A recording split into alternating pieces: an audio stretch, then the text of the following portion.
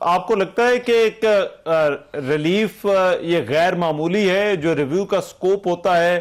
آج یہ جو یونانیمس ڈیسیجن آئی ہے یہ کہیں نہ کہیں اس سے باہر جا کر جو ہے وہ حکومت اور جو لوگ یہ چاہتے تھے تو ان کو ریلیف ملا ہے؟ دیکھیں، آپ اس فیصلے کو تو دیکھ رہے ہیں، لیکن جو اس کی وجہ بنا وہ فیصلہ بھی آپ دیکھ لیں۔ اس وقت آپ کو یاد ہوگا کہ جب 5 رکنی بینچ بیٹھا تھا تو یہ بات ہوئی تھی کہ فل کورٹ بنا لے، وہ فیصلہ کر لے آئیدر وے، جو بھی فیصلہ ہونا ہے، تاکہ کوئی آگے چل کے وہ consequences supreme court of Pakistan کو یا ملک کو وہ نہ دیکھنے پڑے جو بعد میں آج ہم دیکھ رہے ہیں۔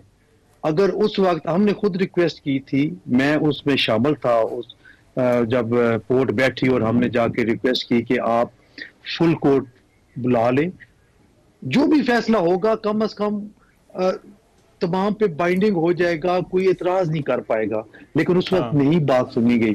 اور آج جو فرما رہے ہیں کہ فل کورٹ بیٹھے تو یہ فیصلہ کرے، اس وقت وہ کہتے تھے کہ 5 ججز ہیں، یہ سپریم کورٹ کے ججز ہیں، اور کہاں سے ججز آپ نے لانے ہیں، تو فل کورٹ کی ضرورت نہیں ہے، ایک آئینی میٹر ہے، اور یہ 3 رکنی بینچ سے زائد آئینی میٹر کو سن سکتے ہیں۔ لہٰذا بہرحال ہر ایک کی اپنی سوچ ہے، میں اس پہ یا پولیٹیکل جو انالیسز ہے وہ الگ ہے۔ میں اب اس پہ بات کرتا ہوں کہ جب یہ فیصلہ آ گیا تو سب نے یہ کہا کہ یہ it amounts to be rewriting of the constitution, اور کہیں پہ یہ نہیں لکھا تھا کہ آپ نے ووٹ جو ہے وہ پول کیا، وہ گنا نہیں جائے گا لیکن آپ ڈی سیٹ ہو جائیں گے۔ اگر نہیں گنا جائے گا پھر ڈی سیٹ کرنا زیادتی ہے، اور اگر گنا جائے گا تو ڈی سیٹ لازمی ہونا چاہیے، یہ آرٹیکل 63A کی روح کے عین مطابق۔ لیکن اس میں جو بہت سارے سینئر لائرز کا، مجھے آپ کی رائے معلوم نہیں، لیکن اس وقت یہ تھا جب یہ 2022 میں فیصلہ آیا کہ اس معاملے کو سپریم کورٹ کو خود دیکھنے کی بجائے پارلیمنٹ کو ریفر کر دینا چاہیے تھا۔ آپ کے خیال میں آج اس ریویو میں سپریم کورٹ کے پاس یہ آپشن ہوتی کہ وہ معاملے پر ڈیسیجن دینے کے بجائے پارلیمنٹ کو ریفر کر دیتی؟ یہ اس وقت اگر کر دیتے تو اور بات تھی، اس وقت انہوں نے ریفر نہیں کیا، اور بال ان کے کورٹ سے چلی گئی، انہوں نے ایک ججمنٹ اناؤنس کر دی، اور اس ججمنٹ پہ پھر اب ریویو تھا۔ ریویو کسی طور پہ بھی پارلیمنٹ ہاؤس کی طرف واپس بھیجنا ممکن نہیں تھا، چونکہ آلریڈی ایک سپریم کورٹ کی ججمنٹ ایگزسٹ کر رہی تھی۔ تو میں سمجھتا ہوں کہ وہ اس وقت اگر فل کورٹ بیٹھ جاتی یا پارلیمان کی طرف رجوع کر لیا جاتا تو وہ شاید بہتر تھا، لیکن چونکہ وہ بس مس کر دی، اب جو ہے وہ یہ انفیلڈ ہے۔ اچھا ریاست علی اعراض صاحب، اس نقطے کو آپ کس طرح سے دیکھتے ہیں کہ ایک تو یہ کہ 63A میں جو کی ہونی چاہیے وہ کلیئرٹی نہیں تھی، اور عدالت نے جو اس کو پینلائز کیا ممبران کو، وہ دوہرا جو ہے وہ ان کو پینلٹی جو ہے وہ دی، ایک تو ان کا نہ ووٹ گنا گیا اور دوسرا پھر ان کی ممبرشپ بھی چلی ہے۔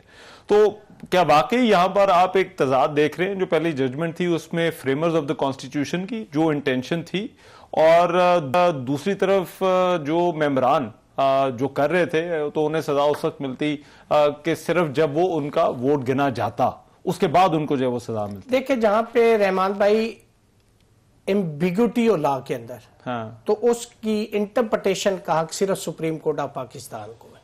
ذوالفقار علی بھٹو کے کیس کو 186 کے تحت آپ نے سپریم کورٹ بھیجا 40 سال کے بعد، حالانکہ اس وقت کی جو سپریم کورٹ تھی اس نے اس کیس کو ڈیسائیڈ کر دیا۔ کتنے اور کیسز ڈیسائیڈ ہوئے، صرف یہ ایک کیس کیوں بھیجا؟ اس کا مطلب ہے جو باقیوں کے ساتھ ہوا ان میں بھی کئی لوگ کلیم کرتے ہوں گے کہ ہمیں آرٹیکل 10 نے نہیں دیا گیا، ہمارے ساتھ زیادتی، تو ان کو بھی ریویو کرنا چاہیے تھا۔ آرٹیکل 25 کانسٹیٹیوشن کا یہی کہتا ہے۔ تو پھر جو آرٹیکل 187 کانسٹیٹیوشن کا کمپلیٹ جسٹس کا، اس کے اندر میں سمجھتا ہوں کہ جیسے انہوں نے یہ 186 کی ریفرنس میں جیسے گائیڈنس دیتے یا اسسٹنس دیتے، کوئی پریزیڈنٹ اس سے پوچھتا ہے، تو اسی طرح اس 63A کے اندر بھی یہ ایمبیگوٹی تو تھی نا۔ اگر یہ ججمنٹ اس وقت آ گئی تو اس کے پیچھے لاجک کیا ہے؟ لاجک یہ تھا کہ آپ ایک پولیٹیکل پارٹی کے سمبل پہ الیکشن لڑتے ہیں، کوئی عمران خان کے سمبل پہ آتا ہے، کوئی نواز شریف کے آتا ہے، کوئی پیپلز پارٹی کے آتا ہے، آپ اس کے مینیفیسٹو پہ ووٹ لے کے آتے ہیں نا۔ آپ کو جو لوگ ہیں آپ کی کانسٹیچوئنسی کے، وہ آپ کے اس منشور پہ دے رہے ہیں وہ آپ آ کے پارلیمنٹ میں اپنے ہی اس قائد یا چیئرمین یا صدر جو پولیٹیکل پارٹی کا ہے اس منشور کے خلاف آپ ووٹ دیں. لیکن وہ تو کنڈیشنز فریمرز آف دا کانسٹیٹیوشن نے وہ کنڈیشنز کلیئر کر دی کہ یہ چیزیں ہیں جن پر آپ نہیں جا سکتے, اور ساتھ یہ بھی کر دیا کہ اگر آپ جائیں گے تو پھر آپ اپنی ممبرشپ لوز کر دیں گے. لیکن یہ جو معاملہ تھا کہ ان کا ووٹ ہی نہیں گنا جائے گا, یہاں پر جو ہے وہ اعتراض تو اسی کے اوپر تھا کہ یہاں پر جو عدالت نے کہا کہ جب ووٹ ہی نہیں گنا جائے گا تو عدالت نے ری رائٹ کیا constitution. For the sake of argument میں اس کو مان لیتا ہوں کہ یہ ری رائٹنگ آف دی کانسٹیٹیوشن ہے, تو آپ کو 25 یہ جو اکتوبر آ رہا ہے اس سے پہلے ہی ریویو کو ڈیسائیڈ کرنا ہے بائی ہک اور کروک. یہ میلافائڈ, یہ میلس پہ مبنی. آپ 2 سال why you were kept mum and silent, why you have not challenged, why you have not دوسری گورنمنٹ یہی کہہ رہی ہے کہ 2 سال سے ہم کوشش کر رہے ہیں کہ یہ اپیل کو سن لیں. دیکھیں 2 سال سے تو یہ گورنمنٹ آئی نہیں نا, 8 فروری کے بعد آئی نا گورنمنٹ. اس سے پہلے والی گورنمنٹ کا کیا انٹرسٹ تھا؟ اب انٹرسٹ بڑا ہے جب جوڈیشل ریفارم لا رہے ہیں, آپ کو ضرورت پڑ گئی, آپ سے بندے پورے نہیں ہو رہے, اس لیے آپ اس کے پیچھے لگے ہوئے کہ اگر اور کوئی مینج نہیں ہوتا تو کم از کم بائی ویرچو آف دس ججمنٹ ہم لے لیتے اور ہم اپنا مقصد پورا کر لیتے اور جوڈیشل ریفارم لے آتے. میں ذرا پاشا صاحب ٹائمنگ کوشچنیبل ہے. دیکھیں بات یہ ہے کہ کون سا ٹائم ٹھیک ہے. جب اس کیس کو اپریل میں لگوانے کی کوشش کی گئی, دس از آن ریکارڈ, تو اس وقت کہا گیا ٹائمنگ ٹھیک نہیں ہے.